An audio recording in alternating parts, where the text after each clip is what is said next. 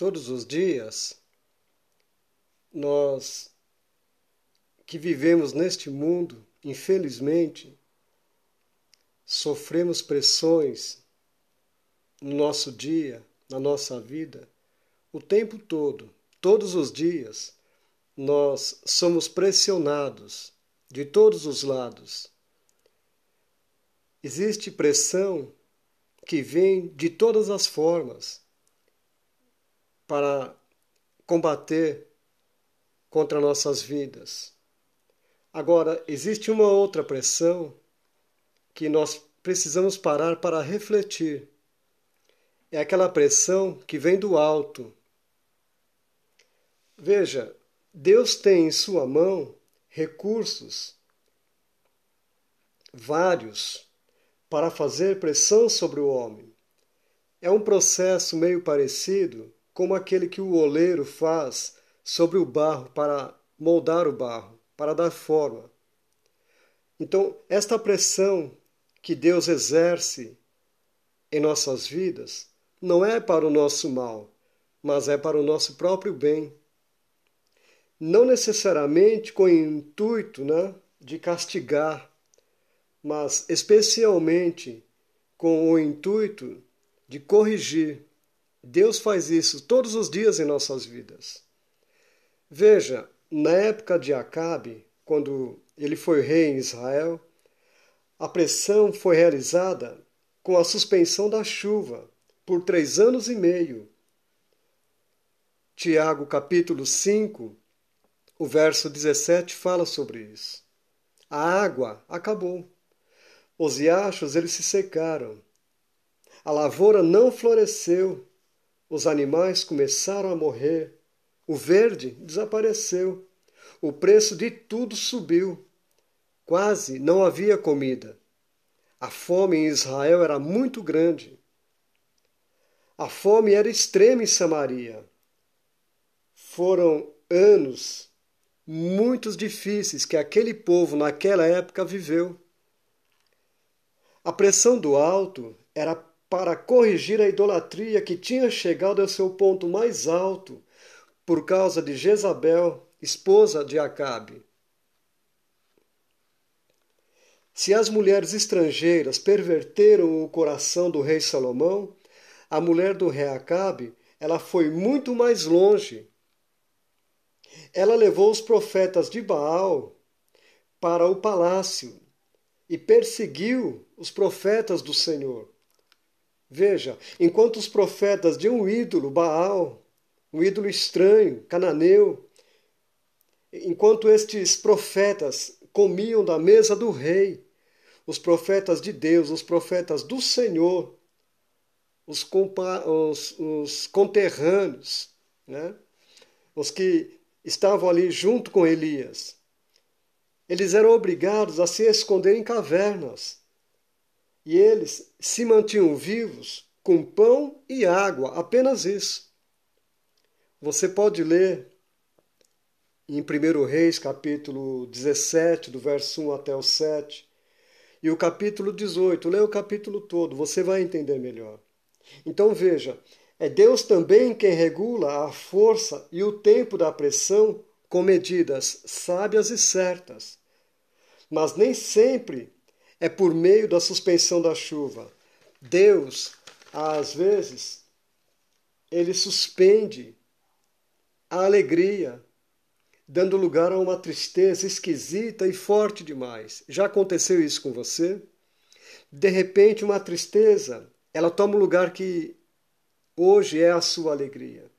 Quantas vezes a pessoa está alegre, está de bem com a vida, e chega uma tristeza inesperada, esquisita e forte, parece que não quer mais sair.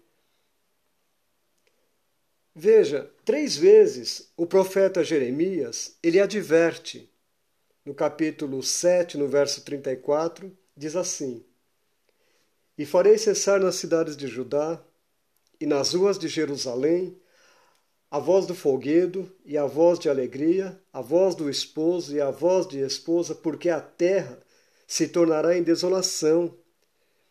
Jeremias 7,34. Ainda está registrado em Jeremias 16,9 E em Jeremias 25:10, o mesmo conteúdo aqui. Deus estava chamando a atenção do povo de Israel pouquinhos anos antes deles irem para o cativeiro, lá na Babilônia. Então observa isto. Uma das coisas que Deus ele faz é pressão. Eu já falei isso aqui, mas a pressão de Deus é para chamar de volta, é para o bem, é para tornar ao caminho. Talvez seja isso que esteja hoje faltando em nossas vidas. Observe que uma das coisas que Davi suplica ao Senhor na sua confissão do pecado, ele disse, no Salmo 51, verso 12: torna a dar-me a alegria da salvação, da tua salvação, e sustém-me com um espírito voluntário. Davi estava sem a alegria da salvação. Ele não estava sem salvação. Ele não tinha perdido a salvação. Ele tinha perdido a alegria. Aquela alegria que o crente que tem paz com Deus, ele desfruta. Então, no lugar da alegria de Davi, porque ele havia cometido um pecado, e fez com que ele confessasse o pecado, escrevendo aqui o Salmo 51, ele suplicou a Deus: torna a dar-me a alegria da tua salvação. Então observa que outras vezes Deus mesmo retira o significado da vida. A vida da pessoa fica sem significado, sem sentido, sem norte, sem rumo. A pessoa às vezes parece que não tem chão para pisar. A vida da pessoa se torna vazia. Ela fica entediosa. É tédio o tempo todo, é aborrecimento o tempo todo. Fica uma vida insuportável. Então observa, como aconteceu com o próprio rei Salomão, filho de Davi, né? Ele dizia assim, Salomão, ele dizia que tudo era vaidade e tudo era correr atrás do vento. Eclesiastes capítulo 1, verso 14. Observa que não foi só em Eclesiastes 1, verso 14, que ele falou que vaidade e correr atrás do vento. Tem muitas pessoas correndo hoje atrás do vento, a vida sem significado, sem sentido, sem norte, sem rumo, vazias. As pessoas estão como que correndo atrás do vento. E o rei Salomão, ele repetiu ainda por mais 8 vezes o versículo 14, agora ele repete no versículo 17, aqui mesmo em Eclesiastes capítulo 1, né, o verso 17. No capítulo 2, ele repete também no verso 11, verso 17, verso 26. No capítulo 4, no verso 4, o verso 6, o verso 16 e termina no capítulo 6, verso 9. Ele estava dizendo que em todas as áreas da vida, em todos os sentidos, a vida para ele era apenas como correr atrás do vento. Tudo que ele queria, tudo que ele desejou, ele não negou. Ele se permitiu desfrutar de todas as coisas. Mas ele chegou a dizer que tudo era vaidade, era correr atrás do vento. A vida da pessoa, quando é pressionada por Deus, e Deus chama a pessoa para o arrependimento, a pessoa insiste no erro, a pessoa permanece no erro, a pessoa então fica nesta situação muito difícil. A vida da pessoa fica sem significado, fica vazia, fica cheia de tédio, fica insuportável. Agora observa que a pressão do alto ela é terapêutica. Então, quanto mais rápido nós nos curvarmos, quanto mais nós nos humilharmos perante Deus, Deus vai dar um basta, Deus vai trabalhar mais depressa em nossas vidas. Quanto mais rápidos nós nos curarmos dos nossos desvios, ou seja, voltarmos atrás e reconhecermos que o que tem que prevalecer em nossas vidas é a vontade de Deus, é a soberania de Deus.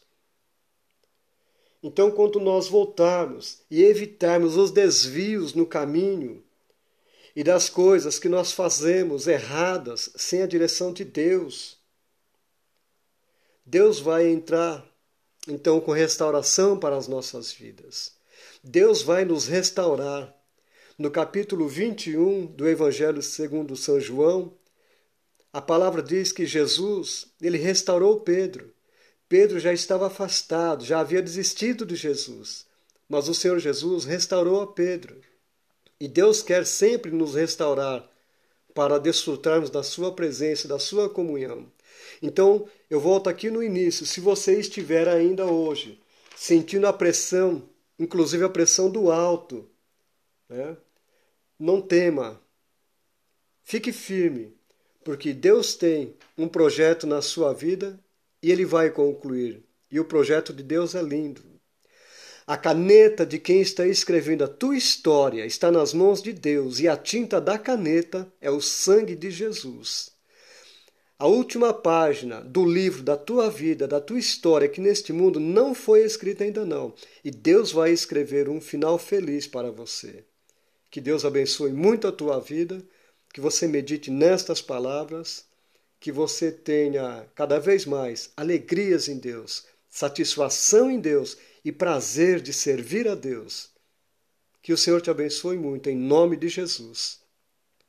Se você puder, se inscreva aqui em meu canal no YouTube e que você possa compartilhar com outras pessoas aquilo que você tem ouvido aqui. Que Deus te abençoe muito, em nome de Jesus. Fica na paz do Senhor. Amém.